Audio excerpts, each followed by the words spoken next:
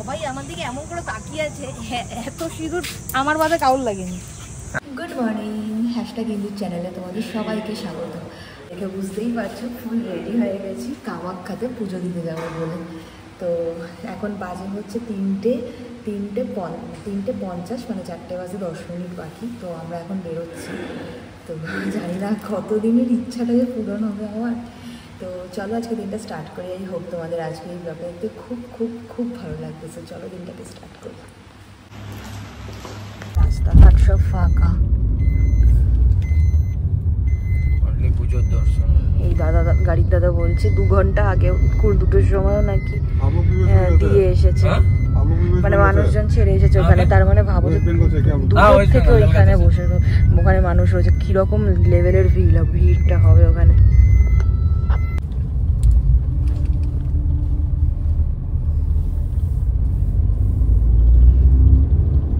গেছি আমরা কামাখ্যার আশেপাশে এসে গেছি, আর কিছুটাই এগোলেই মন্দির। তো আমি আর রোহন চলে এসেছি এখন। কেমন লাগছে? খুবই এক্সাইটেড। মায়ের সবই খেলা, যা বুক করছি কখনো কেউ আসছে কখনো কেউ আসছে না, জানি না। যতক্ষণ না পুজো দিচ্ছি ততক্ষণ ফুল অ্যান্ড সাসপেন্স।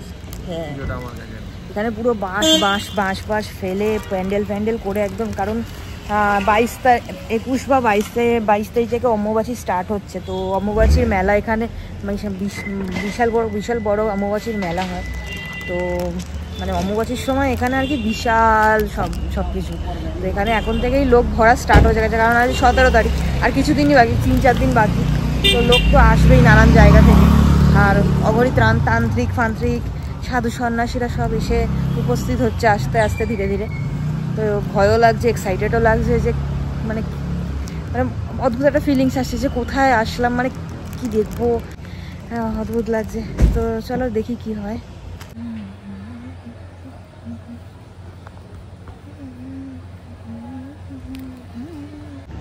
দুটো চেয়ার পেয়েছি, বসে পড়েছি। আর দাঁড়িয়ে থাকতে পারছিলাম না, এত 2:30টার সময় 2 দিন ধরে উঠতে হয়েছে। এত শরীরটা ছেড়ে দিচ্ছে না, ঘুমটাও প্রপার হচ্ছে না।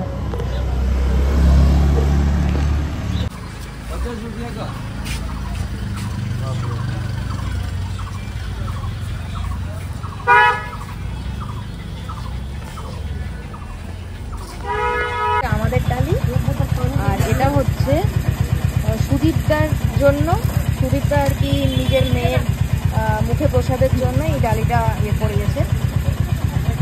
এইটা আমি নিয়েছি ওদের ছোট বাচ্চাকে পড়াবে।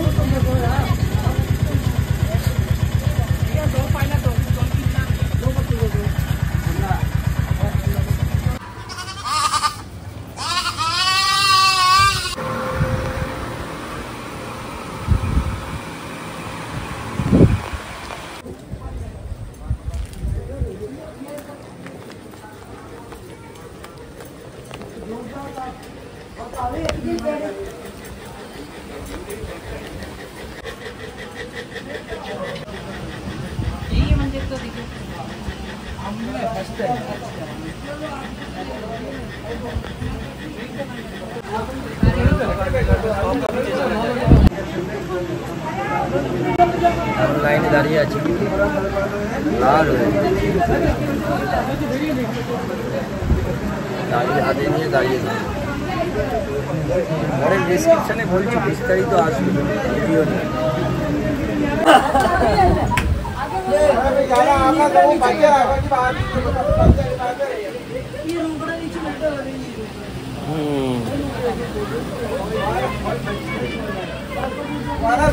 বাজে আমাদের দর্শন টান, পুজো দেওয়া টান।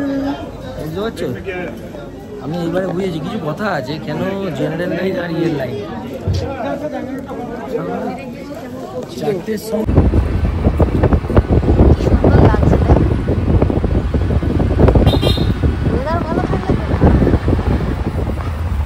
পুজো দিয়ে 7টার মধ্যে বেরিয়ে গেছি। তো এখন যাচ্ছি হচ্ছে উমানন্দ টেম্পলে, যাচ্ছি ফেরিঘাটে।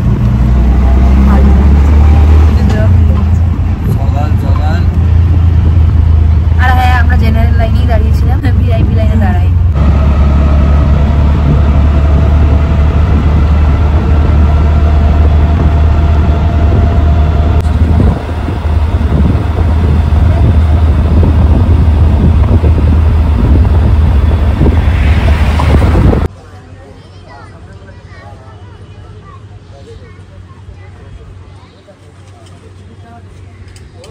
এখন দাঁড়িয়ে আছি হচ্ছে উমানন্দে যাব বলে, উমানন্দ টেম্পলে যাব বলে।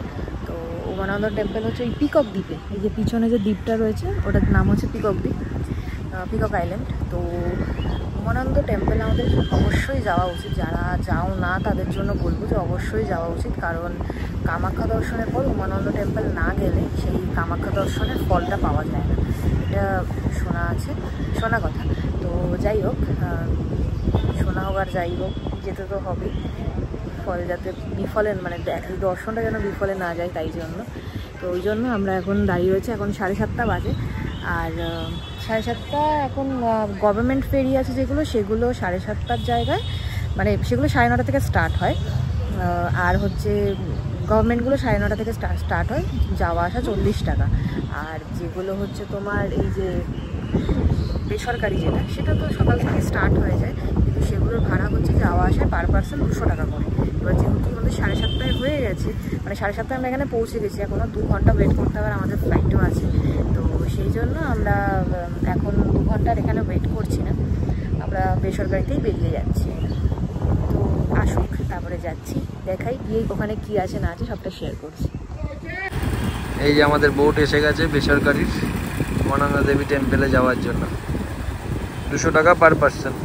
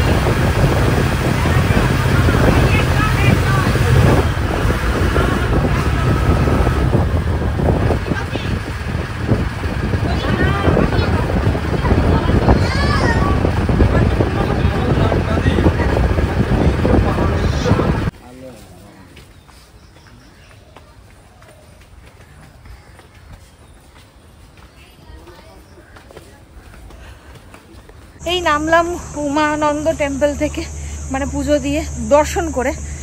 পুজোটা ঠিক আমাদের তখন যখন এসেছিলাম তখনও ফুল টুল কিছু ওঠেনি, তাই জন্য আমরা আর ফুল টুল নিইনি।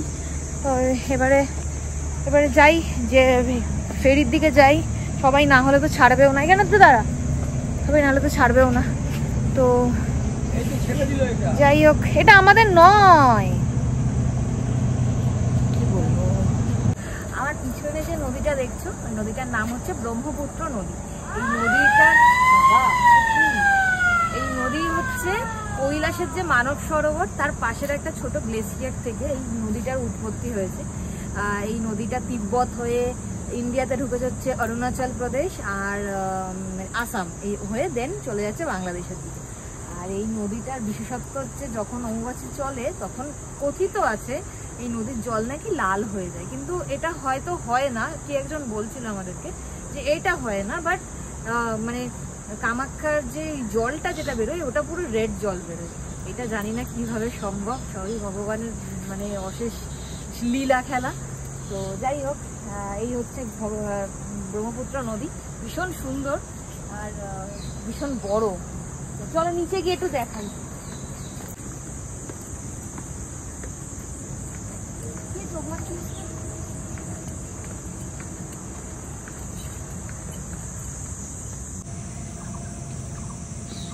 সবাই আমার দিকে এমন করে তাকিয়ে আছে, এত সিঁদুর আমার বাদে কাউর লাগেনি। ছেলেদের মধ্যে রোহনের এরকম সিঁদুর ছাড়া কাউর লাগেনি। দেখি রোহন মুখটা দেখিয়েছে, সিঁদুরের রোহন। দেখ বললাম কেউ আসেনি আমাদের এখানে। যে না আসুক আসুক, আমি এখন এখানে বসি, আমার আর ভালো লাগছে না, টায়ার্ড লাগছে।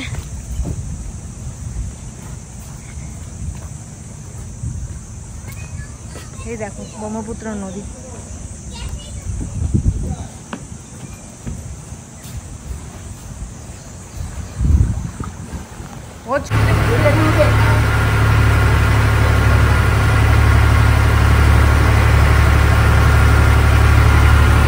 এই পাথরের এখানে পড়েছে।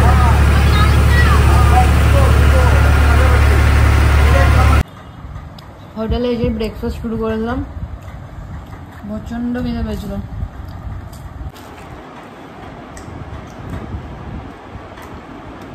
প্রচণ্ড ঘুম পাক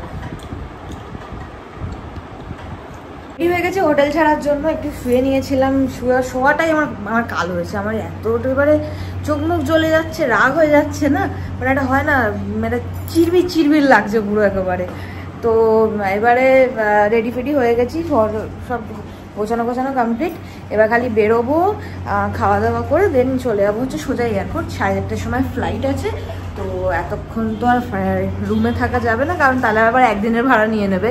তো সেই জন্য আমরা এয়ারপোর্টে বেরিয়েছি, এয়ারপোর্টে বসে থাকবো, একটু ল্যাট খাবো, দেন টাইম হলে বেরিয়ে যাবো, বাড়ি চলে যাবো। তো যাই হোক, তো দাঁড়াই আমার ড্রেসটা দেখাই।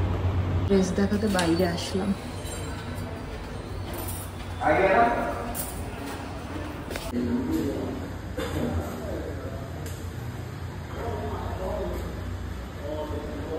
বল,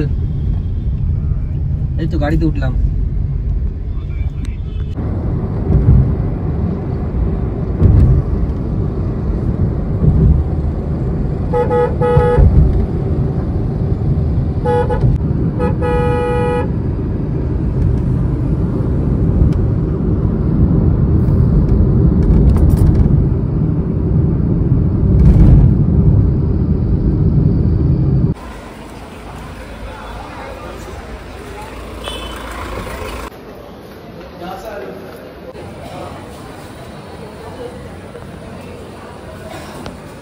হাড়গুলো কি সুন্দর।